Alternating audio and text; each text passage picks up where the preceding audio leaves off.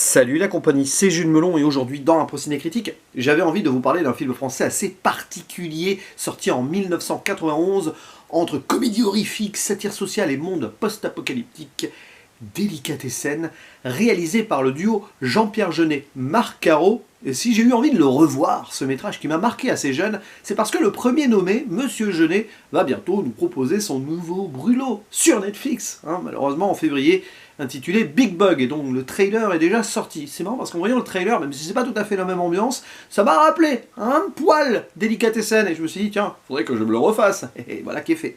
Au casting, nous retrouvons des acteurs, actrices à gueule, comme souvent dans le cinéma de Jeunet, Caro ou Jeunet après tout seul, Dominique Pinon, qui est probablement son acteur fétiche, Marie-Laure Douniac, qui va jouer la fille du boucher, lui interprété par Jean-Claude Dreyfus, qui à l'époque était connu pour la pub Marie, c'est lui qui faisait Monsieur Marie. On a l'impression qu'il a été sorti de là en mode satirique pour se transformer en boucher qui va cuisiner des humains, d'ailleurs, enfin cuisiner, découper et les vendre. Il cuisine pas trop finalement. Citons aussi la présence de Karine Viard, assez jeune à l'époque, Kiki Olgado, voilà encore un acteur avec ce faciès-là. Chick Ortega, d'ailleurs, les deux, on les retrouvera juste après dans Une époque formidable de Gérard Jugnot, un autre film que j'aime beaucoup de l'époque, mais j'en ai déjà parlé sur la chaîne. Puis bon, citons aussi la présence de Rufus, voilà, qui est aussi un acteur qu'on verra souvent avec Jean-Pierre Jeunet, Jacques Matou, ou encore Sylvie Laguna. Moi, je vais pas tous les citer parce qu'il y en a quelques-uns là, mais bon, on reste dans l'essentiel. Et l'histoire se déroule donc dans une France post-apocalyptique, mais t'as l'impression que c'est une uchronie. Genre ce qui aurait pu se passer après la Seconde Guerre mondiale, par exemple, parce que c'est ambiance années 50-60, mais autre part, voilà, dans une autre France, un autre univers, où clairement les classes sociales sont très séparées, la nourriture se fait rare, et dans un immeuble qui est vraiment, quelque part, une sorte de société microcosmique, microcosme, on va dire ça comme ça, bien à part, un boucher fait la loi, voilà, il prépare ses mets et tout, qu'il récupère d'êtres humains qu'il tue avant, parce que il n'y a plus trop de viande, voilà, et en haut de cet immeuble vit sa fille, qui récupère tous les privilèges, et au milieu vous avez la classe moyenne, tous des habitants dans leur appartement, qui sont pas forcément très heureux de leur sort, mais qui dépendent de ce boucher, et tout en bas, la France d'en bas, dans les souterrains carrément, vivent les troglodytes, qui sont des révolutionnaires, quelque part, anti-viande, qui mangent des graines et tout, qui s'avèrent être de l'argent dans le monde d'en haut, donc vous voyez ici le côté satire social. Bref, au milieu de ce bazar, un beau jour, le concierge qui était en place se fait tuer, il essaye de s'échapper, il n'y arrive pas. Et il se fait tuer, donc ça va donner de la nourriture un peu pour les habitants. Mais du coup, la place est vacante. Et ça tombe bien pour Louison, qui est un artiste de cirque, on ne sait pas trop, qui a perdu son compagnon, un singe, et qui est tout seul, donc qui doit se requalifier dans sa vie, grosso modo, et il va répondre à une petite annonce pour cette place de concierge. Et lui, il est tout en mode naïf, optimiste, il se rend pas compte de ce qui se passe, la limite de la niaiserie, son personnage, vous voyez. Et il va s'installer là, aider, il pense qu'il est bien intégré, et surtout, se rapprocher de la fille du boucher, qui semble avoir un gros crush sur lui. Et forcément, vous avez ici une sorte d'histoire d'amour potentielle à la Roméo et Juliette qui va s'installer, et le boucher, lui, il ne veut qu'une seule, c'est à un moment, après qu'il soit bien engraissé, etc., tuer Louison pour le servir à ses habitants. Rajoutez à cela un personnage extérieur qui intervient souvent, le facteur joué par Chick Ortega qui est armé et tout, qui fait un petit peu office de police en même temps. Voilà, vous voyez le monde un petit peu dans lequel les gens vivent ici. Et c'est un film remarquablement rare, un ovni, puisqu'on n'est pas loin du cinéma fantastique ici, mais très réaliste. Vous avez cette superbe dichotomie-là, qui a relancé une forme de cinéma français à l'époque, et qui, malheureusement, a eu du mal à se perpétuer depuis, même si forcément il y a eu des tentatives. Au niveau populaire, je veux dire, celui-ci a reçu, je crois, des Césars. Et après, oui, Jeunet et Caro ont pu faire le film qu'ils voulaient faire en premier, d'ailleurs, La Cité des Enfants Perdus, qui est un grand film, d'ailleurs. Mais avant, ils ont dû faire celui-ci qui coûtait moins cher pour se faire un nom, et ça a marché, et heureusement d'ailleurs. Et ce qui est assez fort dans ce film, c'est que on a tout un univers à part, qui pourtant est très inspiré du vieux cinéma français. Et pour ceci, je vous renvoie à la vidéo excellente de Monsieur Bobine, hein, parce que je me souviens de cette vidéo de l'époque, j'ai vu, je sais pas quand elle est sortie à peu près, qui parlait de cela, et c'est vrai, ça m'avait marqué, dans le sens où Délicatessen rend hommage à ce cinéma d'entre les deux guerres, ou enfin un peu avant la Seconde Guerre mondiale en tout cas, notamment Jean Renoir, et depuis j'ai vu des Jean Renoir, et c'est d'une évidence absolue. Par exemple, les bas-fonds de Jean Renoir, vous voyez, il y a un côté comme ça dans ce film, sans forcément que ce soit la même chose, évidemment, du tout, hein, même. Mais il y a ce côté social, naturaliste, voilà, parler de réalisme pur, c'est vraiment le côté, c'est presque du Émile Zola, vous voyez, mis au cinéma, mais dans un monde post-apocalyptique, potentiellement à la Jules Verne, ou on ne sait trop. Donc c'est amusant ce mélange des genres-là, qui rend hommage donc à tout l'art français, que ce soit cinéma, littérature d'avant. Georges Méliès est aussi à invoquer la façon dont Jeunet et Caro ont utilisé tout ce qu'ils peuvent pour rendre les choses dynamiques, les sons, on travaille sur les sons, le rythme.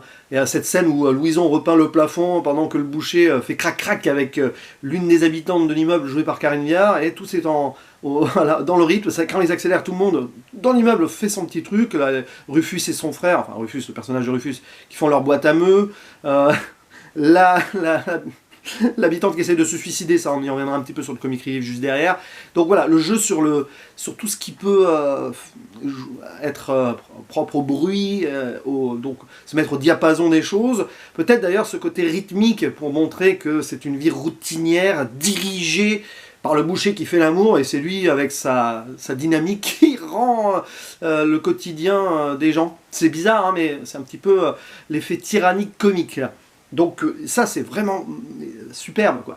Donc ça invoque tout cet art là, je disais, Méliès, vieux cinéma français, la littérature, mais aussi l'art forain, puisque Marc Caro vient de là, et on le sent, c'est pas pour rien que Louison est un ancien clown, et qui, mais malgré lui, presque un effet comique, comico-tragique, tragico-comique d'ailleurs, par son personnage complètement candide, mais qui va subir, et qui va à un moment se rendre compte, se rebeller peut-être. Là aussi, lecture sociale peut-être, de certaines personnes qui se complaisent dans une certaine vie, même si c'est pas heureux, mais qui à un moment, il va falloir les bouger, quoi. Hein, c'est un petit peu intéressant. Donc tout ça mélangé fait que c'est un film totalement unique, mais en même temps avec des références bien ancrées, ovni pour l'époque, mais qui rappellent certains souvenirs, et qu'on voit plus trop de nos jours, quand bien même la photographie a marqué toute une génération, réalisé par le franco-iranien Darius Khondji. Et il faut savoir que ce monsieur, grâce à, je crois qu'il a eu, je ne sais pas s'il a eu un César, mais en tout cas il a été reconnu pour ce film-là, a travaillé ensuite avec David Fincher notamment pour le film Seven. Et ça se voit sur certaines tonalités teintes, on va dire plutôt. On a ici une forme de noir et blanc colorisé, voilà, mais très jaunâtre, marronâtre, on va dire ça comme ça. Ça rend vraiment quelque chose de particulier, vraiment. Et c'est unique. Et bien sûr, on retrouvera plus ou moins cela. Hein. Je ne sais pas si Khondji a travaillé dessus dans La Cité des Enfants Perdus. Je ne sais pas. C'est pas tout à fait la même chose, mais c'est le côté teinte à la Jeunet, Caro du coup, qu'on retrouve pas mal dans certains films d'après. Même si c'est pas forcément la même teinte non plus. Donc voilà, les acteurs, actrices sont vraiment à fond, j'allais dire au diapason, ça tombe bien. Évidemment, le duo Dominique Pinon, Marie-Laure Dougnac fonctionne super bien, avec là aussi, autre appel à l'art, c'est la musique, parce que l'un joue de la scie musicale et l'autre la fille du boucher du violoncelle. Donc cette musique appelle à l'évasion aussi, peut-être pour espérer aller voir ailleurs autre chose, la tension entre la fille et le boucher forcément.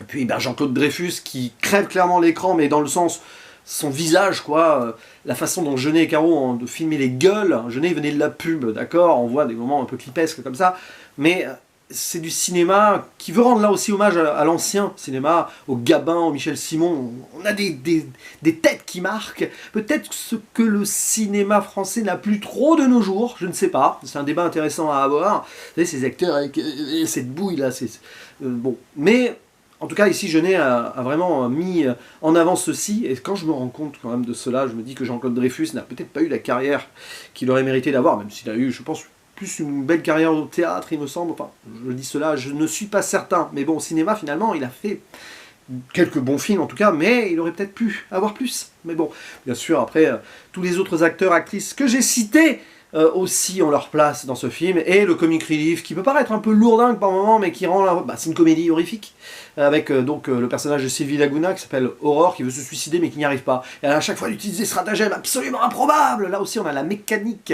les bouts de ficelle pour construire des choses de la part de Jeunet Caro, mais plus elle se prend la tête, moins elle y arrive. C'est assez violent.